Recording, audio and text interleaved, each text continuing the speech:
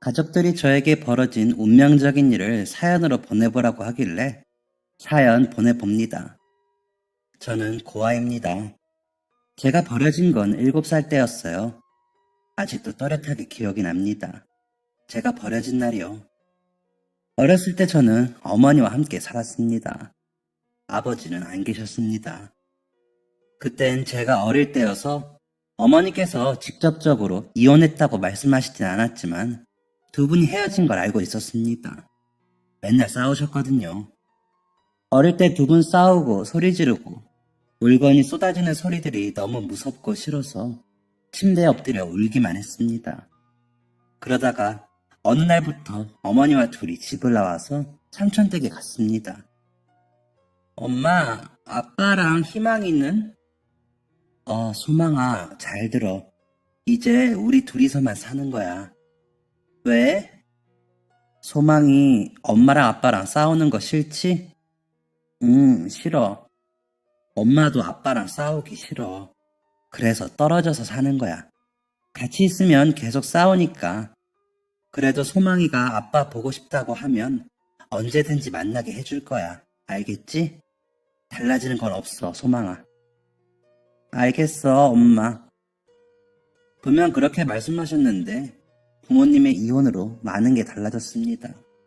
너무나도 많은 게요. 어머니의 오빠였던 외삼촌네는 그렇게 넓지 않았습니다. 그러니까 안 그래도 여유 없는 살림에 저희까지 끼게 된 것이죠.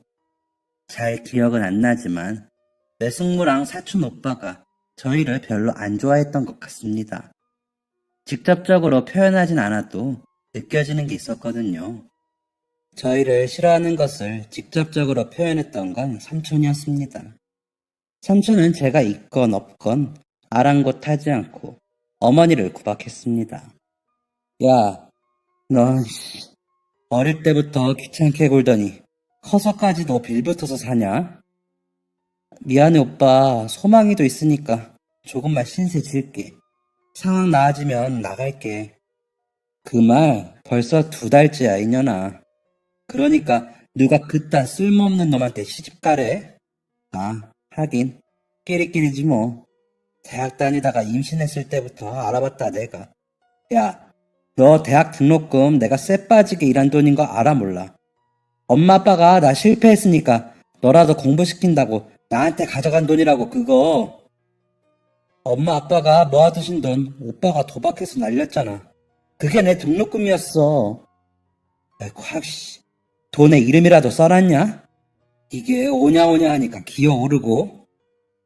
나 이제 애엄마야. 그만 좀 해 오빠. 애엄마면 뭐? 애엄마면 안 맞아도 돼? 애엄마면 내가 뭐 굽신거려야 돼? 어디 오빠가 말하는데 따박따박 말대답이나 하고. 삼촌은 어머니를 때리진 못하셨습니다. 삼촌이 때리려고 팔을 높이 들 때마다 제가 울어버렸거든요. 그럼 어머니는 얼른 저를 안고 방으로 들어가서 자장가를 불러주며 재워주셨습니다. 삼촌 집에서 살 때는 우울했던 것 같습니다. 그 어릴 때 유치원 끝나면 집에 가기 싫다는 생각을 했고 삼촌이 집에 안 들어오면 좋겠다고 매일 생각했으니까요. 그런데 우울한 건 저뿐만이 아니었나 봅니다. 어머니는 아마 더했겠죠. 그런 마음의 병이 커졌는지 어머니는 몸도 병들고 말았습니다. 이혼 후 삼촌 집에 살게 된 순간부터 어머니는 여기저기 많이 아프셨습니다. 그 어릴 때였는데도 어머니가 많이 아프다는 걸 알아차릴 수 있을 정도였습니다. 어머니는 점점 죽어가고 있었습니다. 그리고 그럴수록 매일 삼촌과 숙모에게 빌었습니다. 오빠, 언니, 우리 소망이 잘 좀 부탁해요. 내가 이렇게 빌게. 나 죽으면 보험금 나와요. 그걸로 우리 소망이 키우면 돼. 우리 소망이 딱 20살 때까지만 부탁할게요. 딱 그때까지만 잘 키워줘요. 애 아빠도 지금 상황이 안 좋은가 봐. 소망이까지 봐줄 여력은 없다고 하네. 내가 믿을 수 있는 게 언니랑 오빠밖에 없어. 제발 좀 부탁할게요. 제발 부탁해. 제가 방에서 잠들면 어머니는 삼촌과 숙모를 찾아가서 맨날 이런 말 하셨습니다. 그땐 그게 무슨 말인지 이해가 잘 되지 않았습니다. 하지만 그 말을 이해하는 데에는 그리 오래 걸리지 않았습니다. 한 달 정도 병원에 입원해 계시던 어머니는 결국 세상을 떠나셨습니다. 매일매일 울었습니다. 하지만 시끄럽게 울진 않았습니다. 조용히 방에서 혼자 울었습니다. 혹시 제가 큰 소리 내면서 울면 삼촌이랑 숙모가 저를 버릴까봐 무서웠습니다. 혹시 삼촌이 때리려던 신용이 아니라 정말로 저를 때리실까봐 겁이 났습니다. 말하는 것도 좋아하고, 노는 것도 좋아하고, 춤추는 것도 좋아하고, 뛰는 것도 좋아하던 6살이었습니다. 하지만 저는 눈치만 봐야 했습니다. 그렇게 눈치 보면서, 엄마 생각하면서 혼자 꾸역꾸역 살았는데, 저는 결국 삼촌 손에 1년도 키워지지 못하고 버려졌습니다. 소망아, 오랜만에 삼촌이랑 놀러가자. 어때? 재밌겠지? 놀러가요? 삼촌이랑 둘이요? 어디요? 가보면 알아. 소망이 짐 챙겨서 가자. 네. 숙모가 기분이 좋아 보였습니다. 숙모는 가방에 제 옷 몇 개를 챙겨주셨습니다. 저는 가방을 메고 제가 좋아하는 앵무새 인형을 들고 삼촌의 차에 탔습니다. 아주 오래 달렸다는 것만 기억납니다. 해가 있을 때 출발했는데 차에서 잠들었다가 깨보니 깜깜한 밤이었거든요. 삼촌, 우리 어디 가요? 이제 다 왔어. 건물들이 점점 사라졌습니다. 간판의 불빛도 점점 희미해져 갔습니다. 가로등도 거의 없는 곳이었습니다. 삼촌이 차를 세웠고 저는 그 어색한 곳에 조심스럽게 내렸습니다. 소망아, 잘 살아라. 삼촌의 마지막 말은 이거였습니다. 고작 잘 살아라. 가 전부였습니다. 차라리 거짓말이라도 하지. 금방 올 테니 잠깐 기다리라고 거짓말이라도 하면 그 길에서 그렇게 울진 않았을 텐데 너무 잔인한 마지막 인사였습니다. 삼촌의 차는 점점 멀어져 갔고 저는 차를 쫓아서 울면서 뛰었습니다. 그러다가 넘어지고 다시 일어나서 또 뛰고 또 넘어졌습니다. 그렇게 저는 고아가 됐습니다. 저를 버리고 간 그 길이 바로 고아원 앞에 있는 길이더라고요.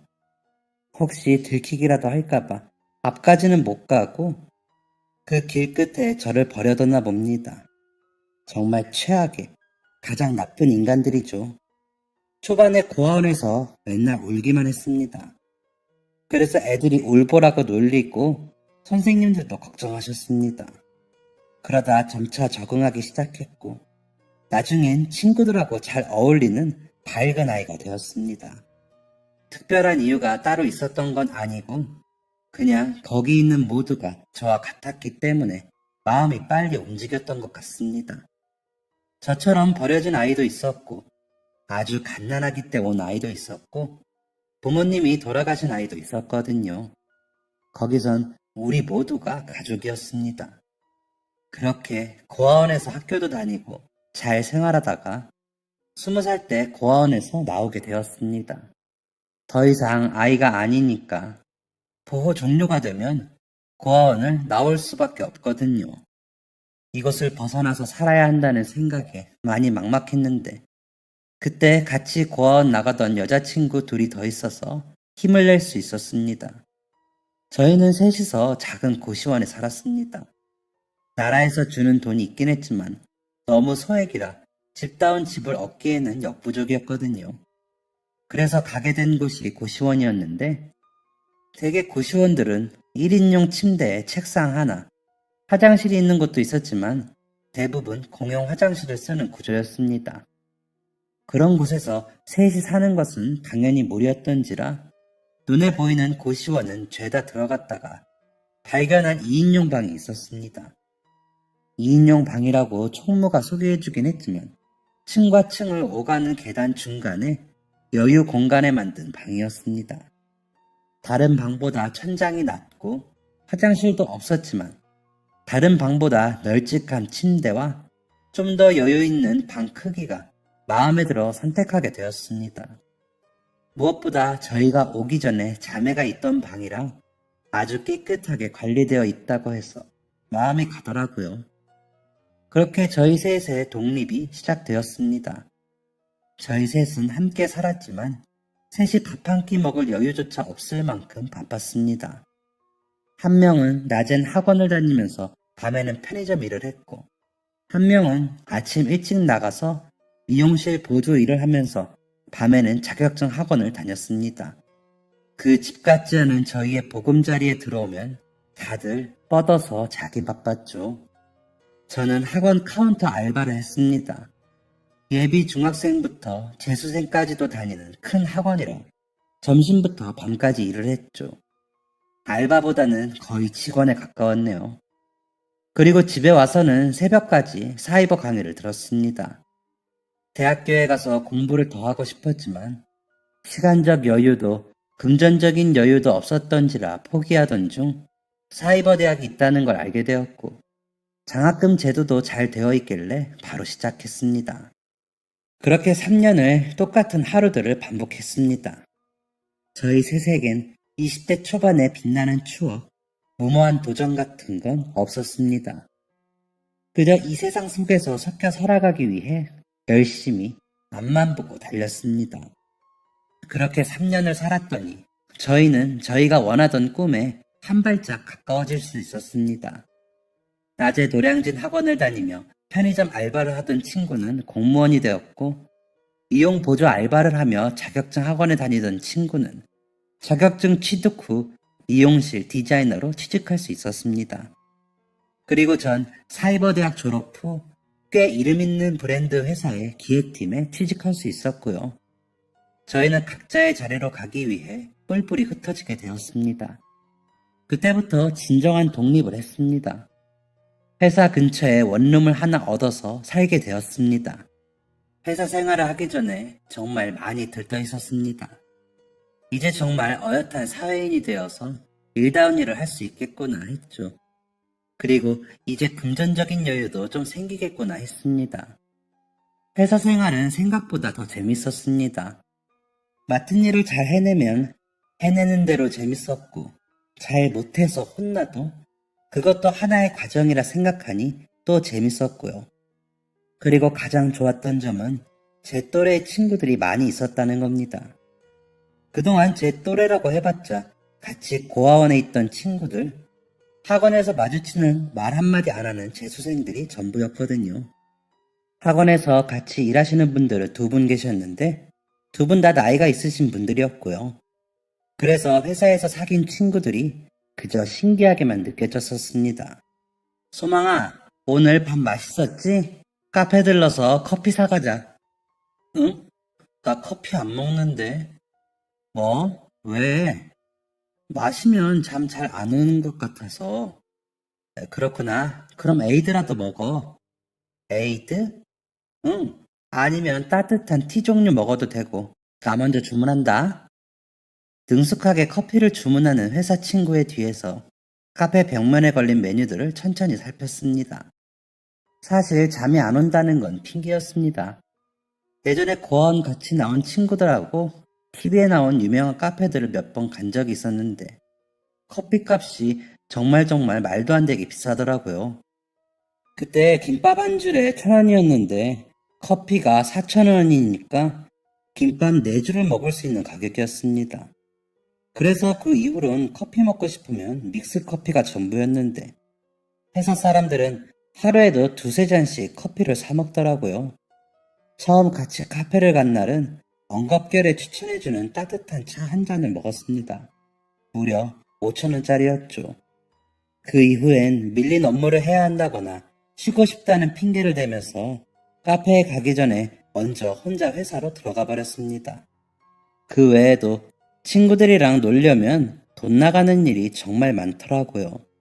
만나면 쇼핑하러 가야 하고 같이 쇼핑하는데 저만 안 사면 또 이상한 것 같고 옷도 사고 신발도 하나 사고 화장품도 사고 그러다가 배고프면 밥도 먹어야 하고 디저트도 먹고 하다 보면 돈이 정말 쏙쏙 빠져나가더군요.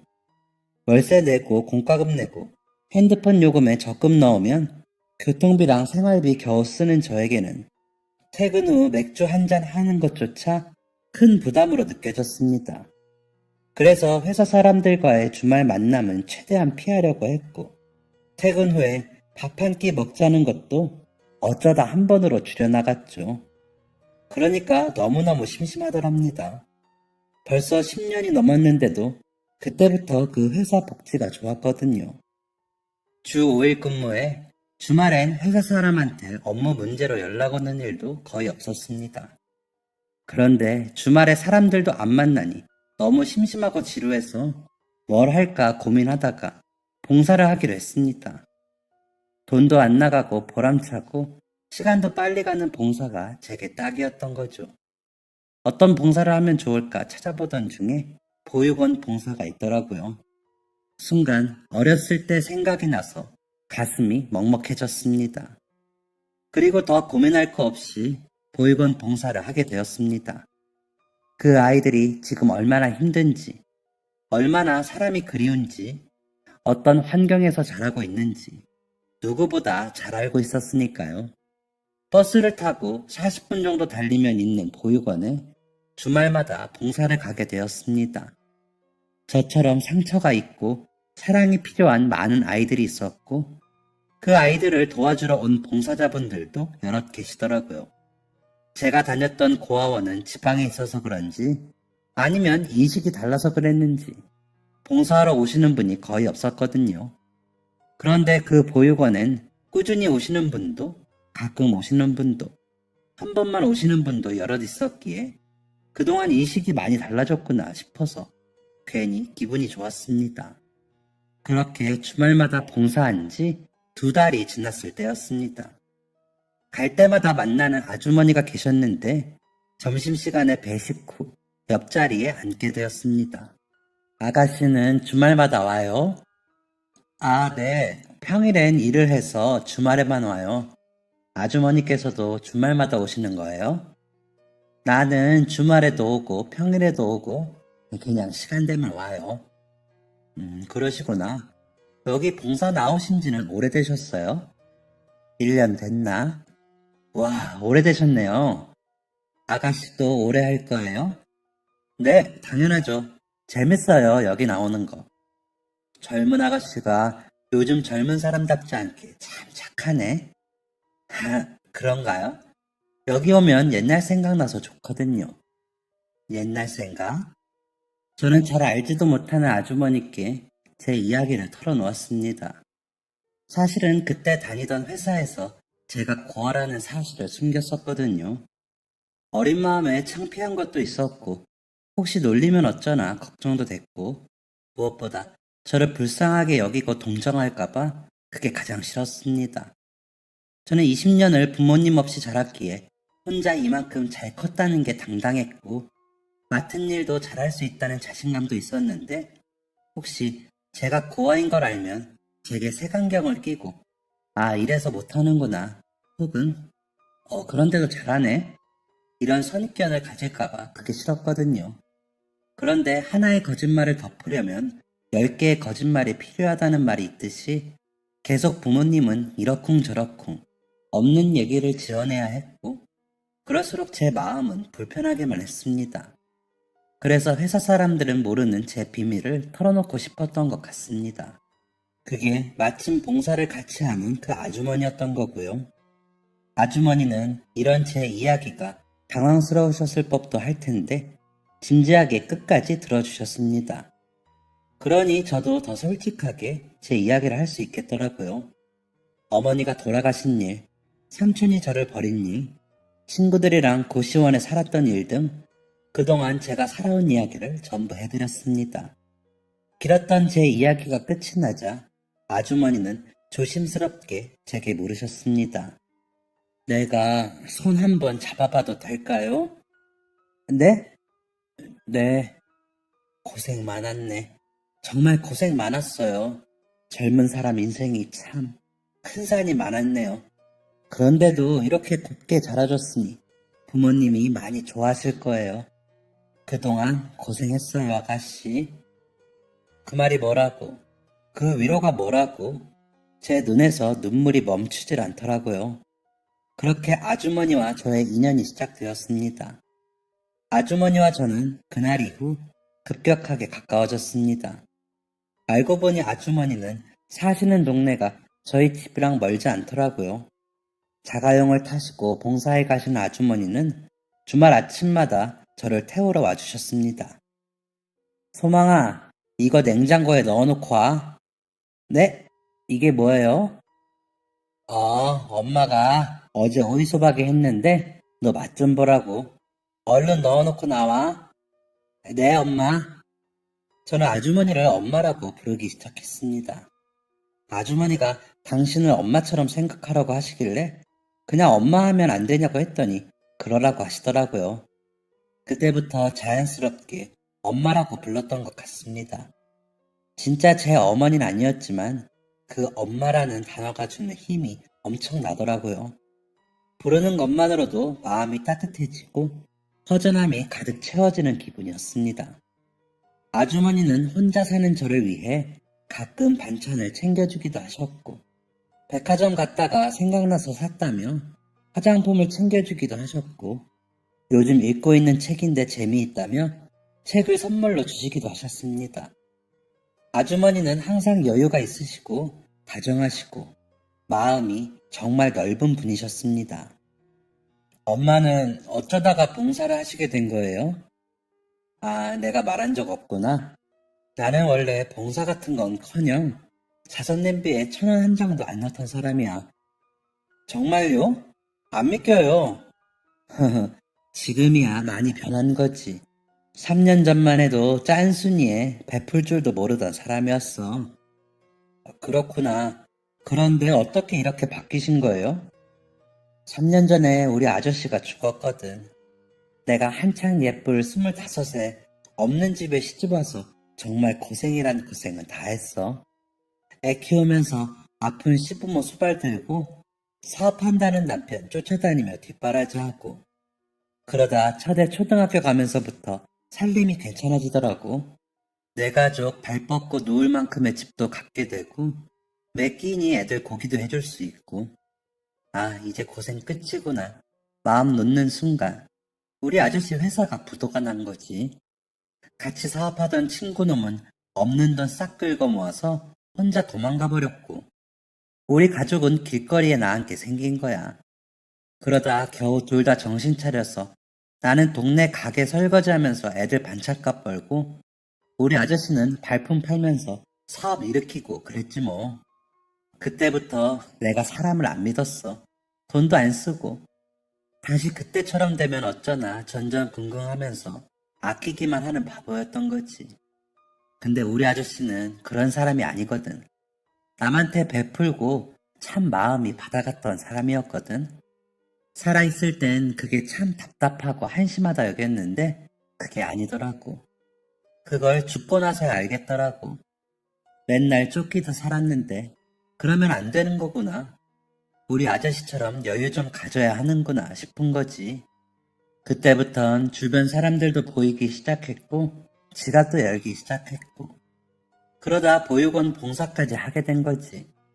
소망이만큼은 아니지만 나도 보육원에 일가견이 있거든. 제가 감히 짐작할 수는 없는 거지만 아주머니의 삶도 꽤나 굴곡이 많으셨겠구나 알 수 있었습니다. 아주머니의 여유와 기품은 그 많은 굴곡을 겪은 경험에서 나오는 거라는 것도 알 수 있었고요. 아주머니가 보육원과 어떤 인연이 있으신 건지 궁금했지만 그냥 아주머니의 손을 꼭 잡아드렸습니다. 아주머니가 제게 그랬던 것처럼요. 보육원 봉사를 1년쯤 했을 때였습니다. 아주머니께서 봉사 마치고 밥을 같이 먹자고 하시더라고요. 종종 그랬던 적이 있어서 알겠다고 했습니다. 그런데 평소 메뉴는 보육원 근처 생선구이 가게나 저희 동네에 있는 떡갈비집 같은 곳이었는데 그날은 굉장히 고급스러워 보이는 레스토랑에 저를 데려가시더라고요. 우와, 여기 엄청 고급스러운데? 저 이런 곳 처음 와봐요. 오늘 무슨 날이에요? 날이라면 날일 수 있지. 네? 아, 이런 곳 오는 줄 알았으면 예쁜 옷 좀 입을 걸 그랬나 봐요. 지금도 충분히 예뻐. 우리 오늘 맛있는 거 먹자. 아주머니는 비싼 스테이크와 스파게티에 와인까지 주문하셨습니다. 엄마, 운전은요? 대리 부르면 돼. 집까지 금방이야. 아이, 그런데 오늘 무슨 날이에요? 아직 엄마 생신은 아니고 제 생일도 아니고 뭐지? 내가 중요한 말을 하는 날? 무슨 말이요? 이렇게 분위기 잡고 말하기 조금 민망하긴 한데 뭐 거창한 말도 아니고 부담 주려는 것도 아니니까 그냥 가볍게 들어 소망아. 네? 네. 혹시 우리 아들 만나보지 않을래? 아드님이요? 만나다니 어떤 소개팅 해보지 않겠냐는 말이야.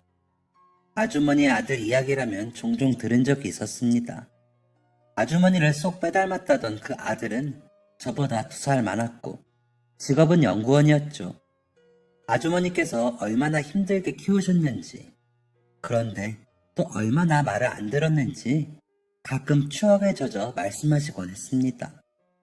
그러니까 소개팅 저 한 번도 안 해봤는데. 어머, 정말? 왜? 소망이 인기 많을 것 같은데. 글쎄요. 제가 아직 이성에 관심이 없어서. 어머, 그렇구나. 한번 잘 생각해보고 말해줘. 내 아들이지만 참 착하거든. 소망이랑 잘 어울릴 것 같다고 생각해서. 뭐 둘이 꼭 연애를 하라는 게 아니라 만나봤으면 좋겠다는 거니까 부담 느끼지 말고. 또 거절해도 되니까 불편해하지 말고. 알겠지?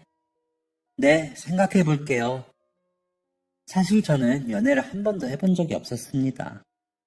고아원 애들이야 맨날 보는 가족 같은 사람들이었고, 학창시절엔 놀림받기 바빴고, 직장에서는 연애까지는 아니고 서로 좋은 감정을 가지고 알아가던 사람이 있었습니다.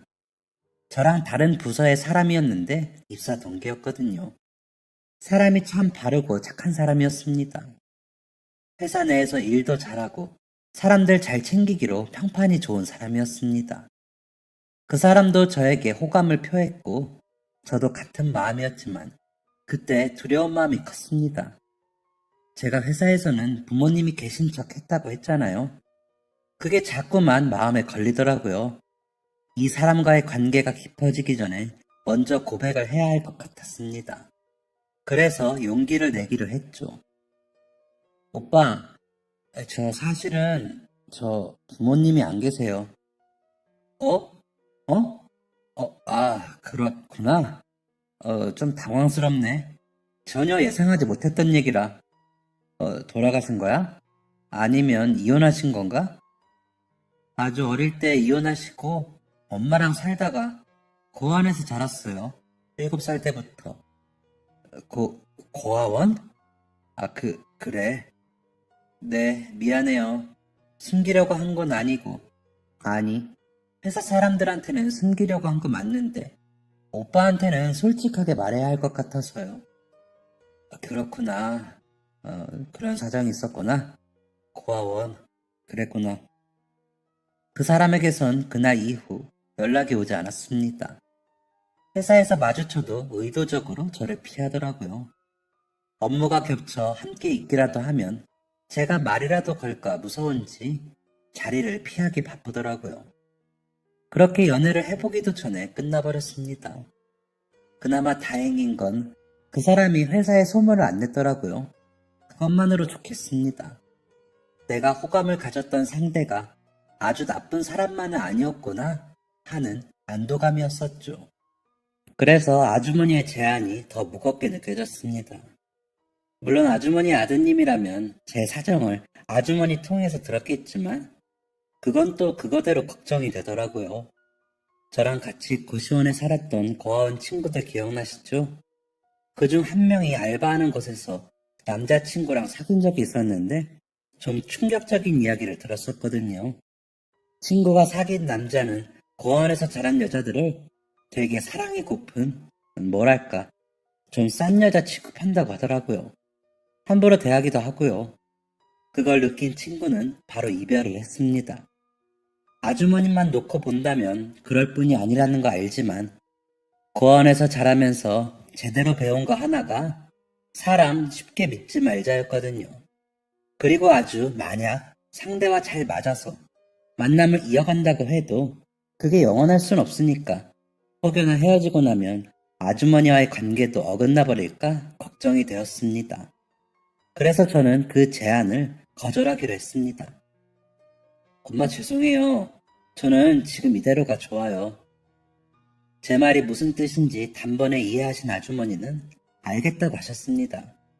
더 이상 어떤 강요도 하지 않으셨죠. 그런데 얼마 지나지 않아 뜻밖의 일이 생기게 되었습니다. 그날은 봉사를 마치고 아주머니께서 술 한잔을 하자고 하시더라고요. 힘든 일 있으신 것 같았습니다. 무슨 일 있으세요? 오늘이 우리 아저씨 기일. 참, 이날은 익숙해지지가 않네. 아, 그럼 납골당 가셔야 하는 거 아니에요? 내일 애들하고 가려고. 아, 그렇구나. 아주머니는 평소와 다르게 말수도 적으셨습니다. 그저 술잔을 비우기 바쁘셨습니다. 그렇게 1시간 반 만에 소주 3병을 혼자 드신 아주머니는 많이 취하신 것 같았습니다. 계속 남편분의 생전 이야기를 하시며 추억하시다 결국 고깃집 테이블에 엎드려 잠드시고 말았습니다. 난감하더라고요.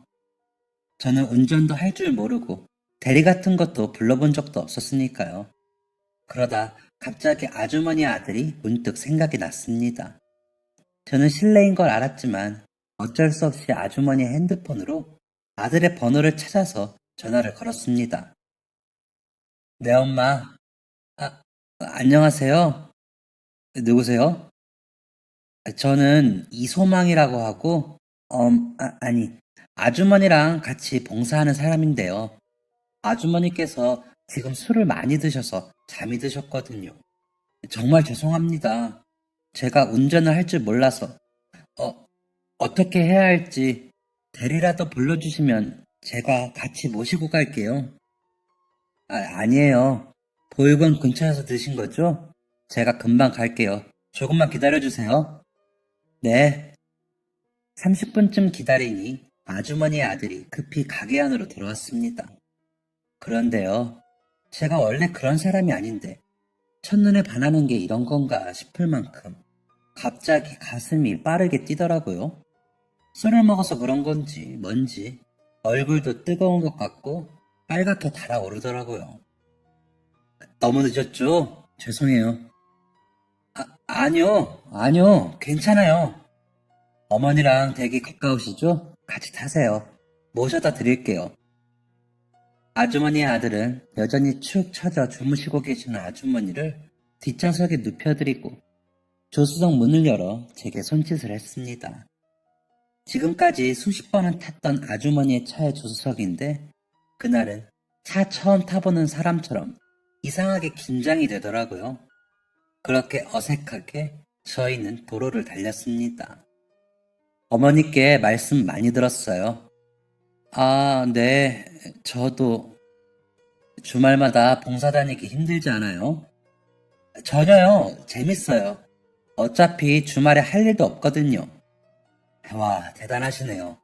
저는 주말에 할 일 없으면 누워서 쉬기 바쁜데. 그것도 좋죠 뭐. 봉사와 주말, 취미, 회사 얘기들을 하며 대화를 이끌어 가더라고요. 아주머니 아들은 목소리가 좋았고 리액션도 과하지 않으면서 사람을 기분 좋게 해줬고 웃는 모습이 예뻤습니다. 저희 집에 다 와가는데 갑자기 이런 말을 하더라고요. 왜 소개팅 안 한다고 하셨어요? 네? 네? 소개팅. 그게 그러니까 어떤 마음인지 대충 알 것 같아요. 죄송합니다. 네? 죄송하긴요, 전혀요. 아니, 뭐 제가 만나 뵙고 싶어서 어머니께 자리 만들어 달라고 한 건 맞지만 이렇게라도 뵐 수 있어서 좋았는걸요. 네? 저를 만나고 싶다고 하셨다고요? 아주머니께선 그런 말씀 안 하셨는데 왜요? 매주 보육원 봉사를 다닐 만큼 성실하고 30살이나 많은 저희 엄마와 스스럼 없이 잘 지낼 만큼 성격이 좋고 힘든 환경에서 아무 도움 없이 혼자 이겨낼 만큼 자립심이 강한 분이 어떤 분일까 궁금했거든요. 그리고 또 어머니 핸드폰에 있던 봉사자들 단체 사진에서 소망씨 봤어요. 그래서 소개팅하게 해달라고 한 거예요. 눈이 핑글핑글 도는 기분이었습니다. 그랬군요. 하는 바보 같은 말들만 계속 뱉었습니다. 이대로 시간이 멈춰도 좋을 것 같았는데 야속하게 어느새 저희 집 앞에 도착했더라고요.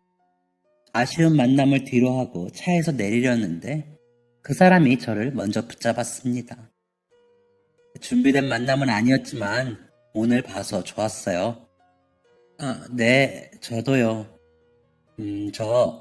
저는 소망씨가 더 궁금하거든요.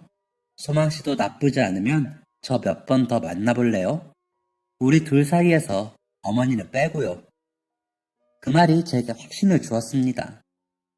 이 사람은 내가 어떤 부분을 불편해하고 걱정하고 있는지 너무 잘 알고 있구나 하는 생각이 들었거든요. 저는 고개를 끄덕였습니다. 그때부터 그 남자와의 만남이 시작되었습니다.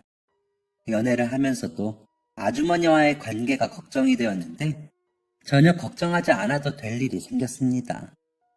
결혼하게 되었거든요. 2년 만나는 동안 제 남편은 단 한 번도 저를 실망시키지 않았습니다.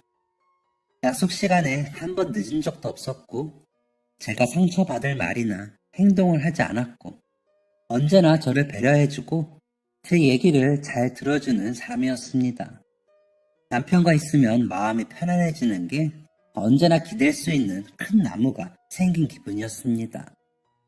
저희가 결혼하고 싶다는 의사를 아주머니께 밝혔을 때 아주머니는 울면서 좋아하셨습니다. 사실 아주머니도 저와 같은 걱정을 하셨다더라고요. 혹시나 제가 남편과 헤어지면 당신과의 관계도 끝나는 게 아닌가 하고요. 혼인신고서에 도장을 찍는 순간 그럴 걱정은 전혀 없었죠. 저의 결혼식은 안 했습니다. 이건 남편이 저를 배려해준 건데 사실 저는 부를 사람도 없고 부른다고 해도 비어있는 혼주석으로 말이 많을 텐데 남편의 지인들에게 그런 모습을 보여주고 싶지도 않기도 했거든요. 그리고 제가 받을 상처도 두려웠고요. 남편은 아무렴 상관없다면서 그럼 결혼식 하지 말자고 하더라고요. 어머님께 말씀드렸을 때 어머님은 이런 말씀을 하셨습니다. 뭐? 결혼식을 안 해? 준호, 너 그러는 거 아니야. 네? 왜요? 어차피 그런 거 의미 없는 형식적인 것들 뿐이고. 아니, 그래도 소망이 드레스는 한 번 입혀줘야지. 평생 한 번 입는 드레스인데 그걸 안 하는 건 아니지. 너희 결혼이니 결혼식 안 하는 건 너희들 좋을 대로 하고 웨딩 촬영은 제일 비싼 걸로다가 꼭 해. 소망이 예쁜 공주 드레스도 입혀주고 머리도 화장도 예쁘게 하고 사진 남겨줘야지. 그때 진짜 엄청 감동이었습니다. 여자라면 누구나 웨딩 드레스에 대한 로망이 있잖아요. 저라고 다를 것 없었고요. 결혼식은 싫다고 하면서 드레스는 입고 싶다고 하면 웃긴 사람이 되는 거니까 이번 생엔 틀렸구나 생각했는데 어떻게 제 마음을 딱 아시고 어머님이 사진이라도 찍으라고 해주신 겁니다. 덕분에 제 인생에 한 번뿐인 특별한 순간을 남길 수 있었죠. 저는 시댁 생활을 자처했습니다. 어머님은 둘이 알콩달콩 살라고 하셨지만 저는 알콩달콩보다 복작복작한 게 더 좋았거든요. 그리고 어머님이 외로워하실 것 같기도 했고요. 남편도 상관없다고 해서 남편이랑 어머님 사는 집에 제가 들어가 살기로 했습니다. 그런데 그 집엔 또 한 명의 가족이 있었습니다. 바로 어머님의 따님이자 남편의 동생, 바로 제 시누이였죠. 흔히들 시누이라고 하면 왜인지 모를 선입견이 있잖아요. 구박할 것 같고 눈치 줄 것 같고 제 멋대로일 것 같은 이미지요. 사실 저도 그런 상황을 조금 걱정하긴 했었습니다. 신우이를 처음 본 건 결혼 전 식사 자리였는데 그런 저의 예상을 완벽하게 깨버리더라고요. 사실 당연한 것이었습니다. 어머님과 남편의 성품만 봐도 절대 나쁜 사람일 순 없었죠. 남편보다 6살이나 어린 신우이는 엄청 밝고 예쁘고 착한 사람이었습니다. 언니, 그냥 말씀 편하게 하세요. 이제 정말 같이 살아야 하는 가족인데 불편하면 안 되잖아요. 아가씨라고도 하지 마세요. 밖에서도 지겹게 들으니까. 그냥 지희야 이렇게 불러주세요. 정말요? 그래도 될까요? 에헤이, 또 존댓말 하시네, 우리 언니. 정말? 그럼 이렇게 지희야? 까르르 해맑게 웃는 신우이의 모습은 참 맑고 예쁘더군요. 그런 신우이의 충격적인 비밀을 알게 된 건 결혼한 지 겨우 한 달이 지났을 때였습니다. 어머님 생신을 맞이해서 집에서 맛있는 음식 해서 먹으며 다 같이 술도 한 잔씩 했거든요. 그때 신우이가 이런 말을 했습니다. 언니, 우리는 참 닮았어. 그치? 어떤 게? 과거? 과거가 왜? 에? 설마 엄마가 말을 안 했다고? 엄마! 언니한테 내 과거 말 안 했다고? 저한테 기대어 술에 취한 애교를 부리던 신우이가 벌떡 상체를 똑바로 하더니 어머님께 묻더라고요. 네 얘긴데 네가 해야지. 그걸 왜 내가 하니? 신우이의 말에 어머님이 퉁명스럽게 말을 하셨습니다. 대체 무슨 과거가 있길래 그런 걸까 궁금했죠. 언니, 사실은 나 우리 엄마 딸이 아니야. 어? 그게 무슨 말이야? 그럼 누구 딸인데? 그건 나도 모르지. 나 버리고 갔는데. 버리다니. 내가 고작 3살 때 나 낳아준 부모가 이혼을 했대. 나는 아빠랑 살게 됐는데 그 아빠라는 사람이 날 키우기 힘들었나 봐. 그래서 고아원 가서 원장님한테 울면서 빌었다는 거야. 나 좀 키워달라고. 우리 원장님이 그렇게는 안 된다고 하니까 그냥 버리고 갔다더라고. 이름도 나이도 밝히지 않고 그냥 나 버리고 도망쳐 버렸다는 거야. 얼마나 키우기 싫었으면. 그렇게 고아원에서 살다가 지금 엄마 아빠 만난 건 4살 때야. 사실 이 집에 딸이 하나 더 있었거든. 엄마가 정말 딸을 낳고 싶어 해서 늦은 감이 있었지만 하나 더 낳자고 한 거지. 근데 그게 딸이더라는 거야. 엄마는 금이야, 오기야 키울 준비가 되어 있었는데 그 아이가 많이 아팠대.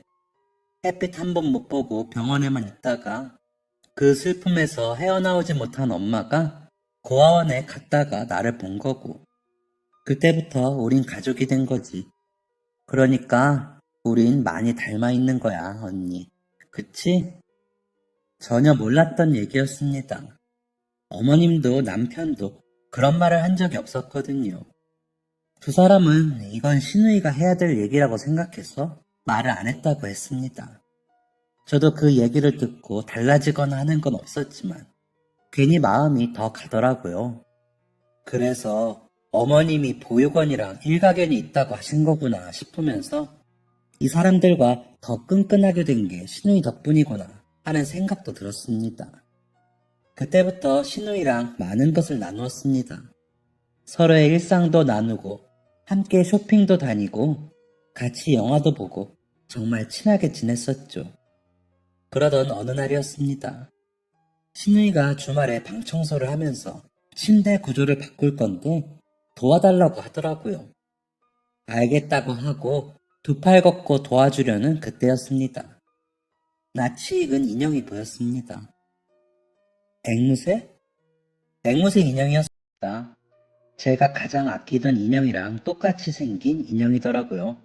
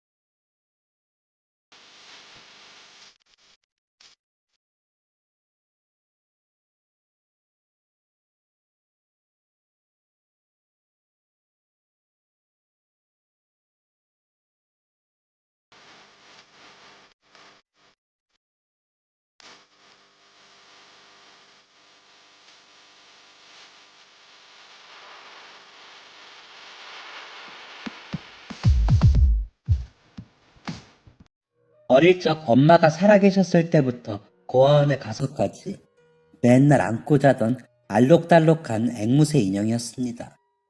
그리고 아직도 보관해서 옷장 구석에 고이 모셔둔 인형이기도 했죠. 아, 그거 귀엽지? 내가 아끼는 인형이야.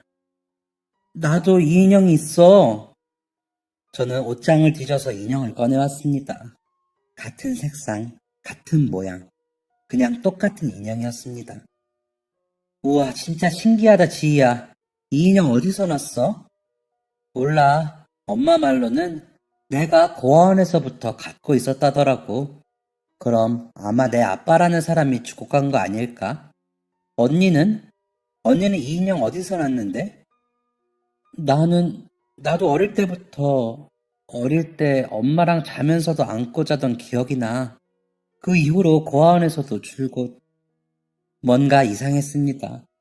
우연치고는 너무 말이 되는 이야기였습니다. 그리고 제게 동생이 있었거든요. 기억하시나요? 제가 처음에 제 엄마에게 희망이는 어떻게 되는 거냐고 물었었잖아요. 저에게 희망이라는 저보다 4살 어린 여동생이 있었습니다. 신우이의 얼굴을 다시 살폈습니다. 이 아이가 희망이인가 하는 생각이 들더라고요. 저는 제 손에 들린 제 인형과 신우이 손에 들린 인형을 번갈아가며 봤습니다. 제 기억대로라면 제 인형의 라벨지에는 소망이라는 글자가 적혀 있었습니다. 엄마가 생전에 써주신 거죠. 혹시 지워졌나 싶어 확인해보니 여전히 그 자리에는 소망이라는 글자가 또렷하게 적혀 있더라고요. 저는 덜덜 떨리는 손을 진정시키며 신우이의 인형에 붙은 라벨을 확인했습니다. 희망. 분명 희망이라고 적혀 있었습니다. 제 신우이가 제 동생 희망이었습니다. 너무 오랜 시간이 지나 너무 그 기억이 흐려져서 찾을 엄두도 못 내고 아무것도 추억할 수 없었던 제 동생을 이제야 찾게 된 것이었습니다. 저는 어리둥절한 표정의 신우이를 끌어안고 주저앉아 울었습니다. 이건 하늘이 주신 인연이구나. 우리 넷은 다 운명이었구나. 이런 생각들이 들면서 가슴이 쿵쿵 뛰고 눈물이 안 멈췄습니다. 제 이야기를 들은 신우이와 남편, 어머님 모두 엄청 놀라서 한동안 말을 잃으셨습니다. 그리고 곧 저는 혹시나 하는 마음에 좀 더 확실히 확인을 하고 싶어서 신우이와 유전자 검사를 했고 그 결과 저희는 진짜 친자매가 맞았습니다. 6살 때 제 어머니께서 종종 이런 말을 해주신 적이 있었습니다. 소망아, 소망이랑 희망은 절대 떨어질 수 없는 단어야. 그러니까 너희도 절대 떨어지면 안 돼. 지금은 잠시 멀어져 있지만 다시 희망이를 만나게 된다면 절대 떨어지지 마. 그래서 엄마가 너희 이름을 소망이랑 희망이로 지은 거야. 알겠지? 제 시누이이자 제 동생 희망이와 저는 가끔 이런 생각을 합니다. 어머니가 지어주신 이 이름 덕분에 우리가 다시 만난 게 아닐까 하는 생각이요. 그리고 어머니 말처럼 저희는 다시는 떨어지지 않겠다고 다짐을 했습니다. 또 저희가 가지고 있던 앵무새 인형도 희망이 방 한쪽에 나란히 두었습니다. 곰, 토끼 같은 인형들 속에서 짝없이 늘 혼자였던 앵무새도 드디어 친구를 만난 거죠. 저는 지금의 모든 것들이 좋습니다. 늘 제 엄마가 되어주시는 제 시어머니의 과분한 사랑도 분에 넘치게 행복하고요. 언제나 기대어 쉴 수 있는 나무 같은 남편에게도 항상 고마운 마음이 가득하고요. 모든 걸 나눌 수 있는 제 편인 희망이까지 있어 더할 나위 없이 행복합니다. 가끔 나는 왜 이렇게 힘들게 살아야 할까? 왜 나는 이런 환경에서 살아야 할까? 하며 원망한 적도 있었습니다. 하지만 그날들을 다 견디고 꿋꿋하게 이겨냈기에 이런 값진 시간들을 누릴 수 있는 게 아닌가 싶습니다.